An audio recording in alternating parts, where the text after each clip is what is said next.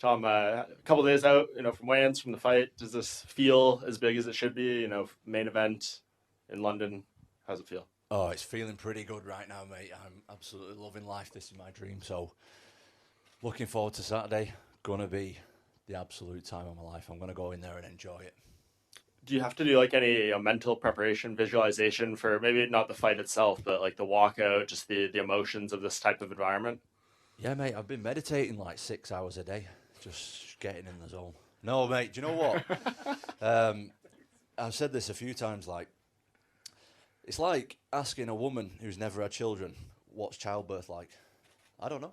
I've never experienced that situation of walking out in front of 20,000 people and the roar just being unbelievable. Like, this is why I want to do it. This is why I wanted to do this before I'm going to step up and be in the top 5 and challenging for the title and stuff like that. Like, I need to tick this off my box mentally to know that I can perform in front of 20,000 people. And I'm looking forward to seeing how I react to it myself. Yeah, it's going to be super interesting. In terms of the actual fight, Volkov's a unique opponent in terms of what he brings to the table, not only skill set wise, but his physical attributes with the height and stuff. How do you prepare for that? I've had loads of tall sparring partners, loads. I've not sparred anybody under like my size for the last 10 weeks, really.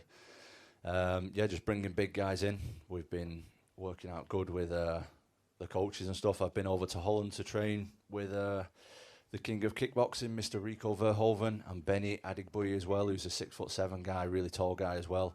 2 of the highest level strikers in the world. So I'm doing everything that I can to be able to fight against tall guys like that. Yeah, a lot of evolution have you felt in this camp, just from seems like all angles. Oh mate, I think I've improved more in this camp than I have in the last 2 years. Honestly, like I feel so good. I feel in such a good place mentally as well. Like, I'm just here enjoying it, man. This is what my focus is on. Is just enjoying it. I'm not even thinking about the result, to be honest. I'm not even thinking about how I'm going to finish the fight or if it's going to go the distance. I couldn't give a shit. I'm just going to go in there and have the time of my life, man. This is my dream, and I'm going to enjoy it. Yeah, it's one of those things, right? Like, you feel if you do just the right things, the results will kind of produce themselves. If I go in there and do me and have fun, I can beat anybody in the world. I know I can. If I go in there and overthink it and try and work to a strategy and do everything perfect, I can lose. So I'm going to go in there and just have the time of my life and enjoy this thing. And it seems like you don't want to think much beyond Saturday night, but if you do get this win in the way that you want it, there's no going backwards, right? Yep. Like, you feel like this puts you on that track, and there's only extremely big things ahead. Definitely. But obviously I feel like I'm ready for that. So here we are. We're moving forward. We're moving up in the world, hopefully. All right, appreciate it, Tom. Thank you. Thank you. Tom, hello. How you doing, man? I'm just wondering, what's it been like preparing for an opponent that, for a while it didn't seem like we didn't know if he was going to make the fight. Obviously he has now. But was that difficult with so many questions being raised about whether he'd be able to get over here to compete? It was difficult, to be honest. But in them situations, you've got 2 options, really. You can either completely lose your shit or just try and focus on yourself. Obviously, I was trying to just focus on myself. But there was a couple of days I nearly lost my shit, I'll be honest. But both of those options don't really change anything. Like, if he can come or not come, it doesn't really change if I lose my shit or not. So I was just trying to just focus on myself, and yeah, there's not a lot that I can personally do. So I was just trying to focus on what I can control. You said you were over at Rico Verhoeven. I know Ngannou was training with him as well for a while. Eric Nixick was saying that, people were saying, oh, this, Rico Verhoeven can't match this guy's style. It's a bad opponent. But he said he actually brought him in to show the flaws in Ngannou's game, like see how he'd pick him apart. Is that a similar reason to why you went over? A guy who's a master of that kind of striking realm. Was that beneficial for you? I went over because I've known his coach for a long time, Dennis, and he's a really, really good guy. And it's not like an open door policy there, do you know what I mean? Like, you can only really go if you're kind of invited over. So I was invited to go over, and I went over there. And I just went there because I just don't think there's anyone, obviously the big guys, massive guys, and I just don't think there's anyone in the world with it. Well, there's not anyone in the world with as good a striking as that. Obviously, Volkov is striking heavy. It doesn't mean that he's just going to strike with me. He might try and take me down, but I wanted that exposure to the highest of the high level, because there's only one way you can go around them guys, and, well, they will beat you up, but after, hopefully, you'll improve a little bit. So, yeah, really enjoyed it, and I'll definitely be going back. What will this mean to your dad? Like, I mean, this is the guy who got you into martial arts. You're walking out for a main event in UFC London. I mean, it must be an incredibly proud moment for your family. I would imagine so, but do you know what? I'm just trying to not focus on any of that stuff, because if you think about that, like, I'm trying to fight Volkov, and that's it. Like, all this exterior stuff, if you start taking that into consideration, mate, there's too much pressure on you. So my only focus is just enjoying myself and going in there and having the time of my life, and that's it. I'm sure it means a lot to my dad, definitely. It means a lot to me. It means a lot to a lot of the people around me. But if I take that with me, there's too much pressure, so I'm just thinking about enjoying it, and that's it. Nice one, Tom. Cheers. Tom at the back over here. Just curious, I mean, when this call came, or when this event was originally announced, we heard that you were going to be fighting Abdurakhimov initially, and then obviously the promotion to the main event. I'm just wondering what your reaction to that upgrade was initially, and if you felt the added pressure at all. Yeah, mate, I didn't sleep for about 2 weeks when I found out, I'm not going to lie. Yeah, Volkov's a massive fight. Every fight's in the UFC is massive. I'm not going to say that it's not. Every fight in the UFC is massive. But someone like Volkov, who I personally have been watching since he was Bellator champion, it's massive for me. It's massive. And yeah, just with that kind of name, what he brings to the table, the experience that he's got, I'm aware of what a big fight it is. So yeah, I'm definitely not took him lightly, that's for sure. I've treated him exactly how he should be treated, which is very, very serious. And then yourself, Chris Dawkins, Tai Tuivasa. Do you kind of feel yourself at the crest of this new wave of heavyweight that's been coming out in the division? Definitely. I mean, we're all like young, up-and-coming guys at this point. Big fan of both guys. I think both guys are very skilled. Obviously, Chris took a bad one in his last fight, but it doesn't. This is heavyweight MMA. Do you know what I mean? Like that happens sometimes. Tai has also been up and down in his career, and now he's on a good run. So yeah, us guys are definitely, like, we're all going to fight each other. We're all going to fight each other once, twice. We'll have trilogies possibly. Like, me and Tai are late 20s. I'm not sure exactly how old Chris is, but we got another 10 years in this thing. So yeah, the time's going to come when we all fight. But right now we're all building. Obviously, Tai is ahead of me and Chris right now. He's doing good things, man, and good luck to Tai. Thank you. Tom, just in front of you. Obviously, we spoke about Tai and just Chris right there. Do you feel like you bring a more diverse skill set than those two guys you mentioned?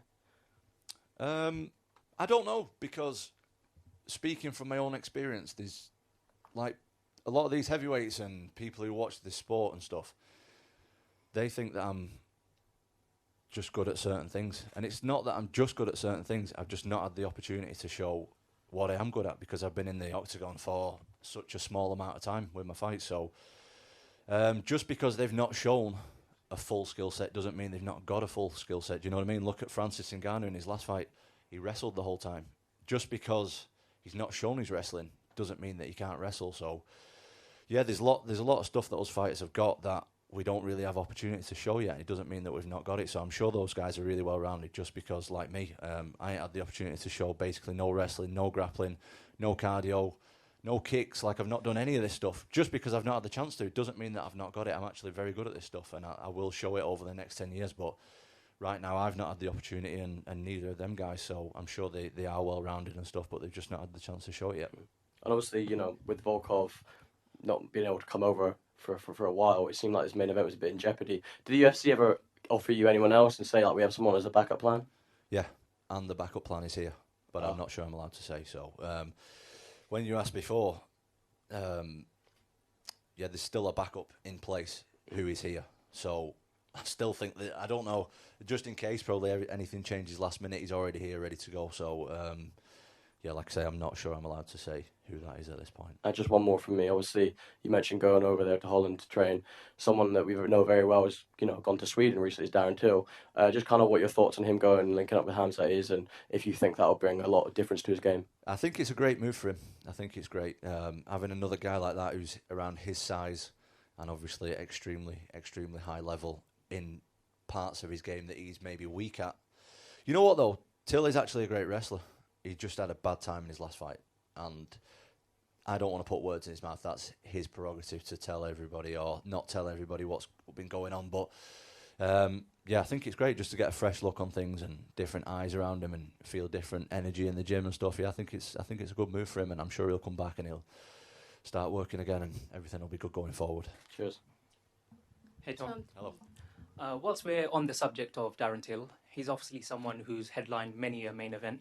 Is there any advice that he's given you coming into this one? And if so, are you able to share that with us? Yeah, of course. I spoke to Till, spoke to Bisping, spoke to a couple more guys who have main evented in the past, and everybody seems to like have a similar or the same kind of answer, and it's just treat it like any other fight. Do you know what I mean? Don't build it up too much, because building up fights is like your guy's job. Do you know what I mean? Like, we shouldn't build it up too much in our head. Like, I'm the worst guy for it. Like, I see Volkov, he's had a million fights. I've been watching him for years, and you build him up to be this like boogeyman in your mind, and I ain't doing that shit anymore. You know what I mean? Like, I used to do that before I was in the UFC, and then I got to the UFC, and I used to think, oh, all these guys are so. They're not, mate. They're another guy in front of you having another fight with a pair of gloves on, and I'm going to treat it that way. Don't get me wrong, I took Volkov more serious than I took anybody else, but at the end of the day, he's another guy stood across from me with a pair of gloves on, and if I punch him, he will go down, same as anybody else. So obviously you're the main event, Tom, but I wanted to know, is there a particular fight on the card that you're looking forward to? Of course, I'm going to say Arnold Allen and Dan Hooker. Come on. What a fight that is.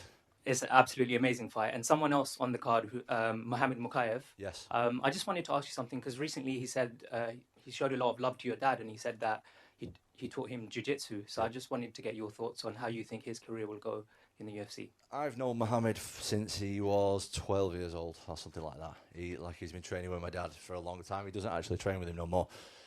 But he got him into jiu-jitsu, my dad, I think. And he showed him the basics and took him around competitions and did all the rest of the stuff. Mohammed's a great competitor. Like, he's a young, hungry guy, and he's got a lot of confidence, and I think he's got a massive future in the sport. And I know you're only looking forward at Volkov and you don't want to look past him, but let's say you get that win. I know a certain Cyril Gane is here this week. So how do you think that France versus England matchup may be next? First of all, let me start by saying Cyril Gane is a very handsome man. just starting off with that. Great fighter, man. Great fighter as well. But first and foremost, handsome. Let me just add that, just for the record. I think it's a great fight down the line. Right now, he's way above me, way beyond me. Like, I'm outside the top 10, I believe, at the moment, or maybe just touching the top 10. He's just lost an interim title. The real title. He's just lost that. So he's way beyond me, but it's definitely a fight that's going to happen in the future. Like I say, those guys, me, Chris Dawkins, Taito Ivasa, even like Spivak, who I've already fought, who's coming up. Who else have I missed off? Curtis Blades. People like that. We are all... Have I missed any? I don't want to miss anyone off. Who else have I missed off? Arlovsky. Arlovsky's 500 years old. But, yeah, no disrespect to Andre, by the way. He is old, though. But, yeah, we're all going to fight each other eventually anyway, so it's going to happen in the future. And just finally, Tom, I just want to say good luck on Saturday. Thank and you. I really hope you're looking Thank forward you. to your chips and gravy after your fight. Thanks. Tom, just at the back here. Volkov, he's had a lot of octagon time. We haven't seen you go past the second round. Are you approaching this fight any differently to your previous? I mean, I've trained for 5 rounds. Like you say, I've never gone past the second. So, new territory for me. I'm completely aware. If you look at the stats on paper, this is a complete mismatch in his favour. I'm aware of that. Like, he has got so much more experience than me. He's fought far more high-level guys than me. He's been in the top 10 for, I don't know how many years at this point. I'm just, an up-and-coming guy breaking the top 10 on paper. But on paper doesn't really mean nothing when it comes to actual fighting. Do you see this as a test? And you said you wanted to be able to showcase more of your skills. So do you look at it that way? Yeah, biggest test of my career, by far. I'm completely aware of that. And, I mean, I would like to keep myself a secret for as long as possible. Do you know what I mean? I would like these heavyweights think they know stuff about me. They don't know shit about me. They don't know nothing about me. Like, they've seen this much of my game. So anybody out there who thinks they know what my game is, they don't know nothing. So, if I can finish him in 30 seconds, like I will do, but I would also like to do 5. I'm not really bothered either way. And do you feel like you need to put on a statement when, here the UFC's first return to London since COVID? Does that put pressure on you? Do you see that as an opportunity for you to make a statement? I feel like I need to go out there on Saturday night and enjoy this thing. That's it. I'm not bothered about putting a statement on.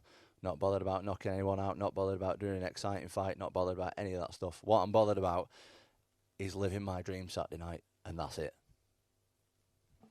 Tom, over here. Sorry, mate. Hiding behind. When your opponent was confirmed, and then obviously you've seen, like everyone else, what's gone on in Ukraine and Russia, did you have many doubts that this fight would actually take place? Yeah, I did. But again, out of my hands, really. Especially last week when the British Boxing Board of Control banned all Russians and Belarusians, I believe, from fighting in the UK. Like, I was like, oh shit, here we go. But luckily, so far so good. So we're all good. And how's that affected your preparations with maybe a little bit of doubt that your opponent might change? It's not really. I just got to, as I said before, just got to control what I can control, and that is myself. So I've just kept training as normal, focused on myself, and just moved forward from that. And have you been in regular contact with Dana White about the potential fight being moved at one stage? We spoke to him yesterday, and he said he was always looking at other options and alternatives if they couldn't get the fight on here in London. I have never met Dana White, never spoke to Dana White in my life.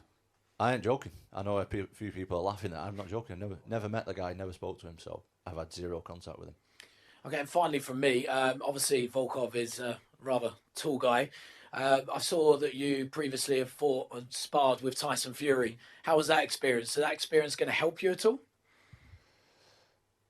In terms of what? Sparring a tall guy? Well, I think Tyson Fury's helped me the most mentally. Obviously, I improved a lot. My skill set improved. My boxing improved, definitely. Like, it brought me a long way, skill-wise. But more so mentally, like he has it. If Tyson Fury ever gets a watch of this, thank you. Like, I've never actually had that chance to thank him for it. Like, he has completely changed my career and the outlook of what I've got on combat and at fighting. Like, without him, I wouldn't be where I am right now, because my mentality has changed completely since I trained with him. It was quite a long time ago now. Like, I was in my early 20s. I wasn't sure if I wanted to carry on with this sport or box or maybe stop fighting altogether. I didn't know what I wanted to do, and yeah, he just completely changed my whole outlook on everything. So I appreciate it. Thanks, mate. Tom. Hello. Hello, mate.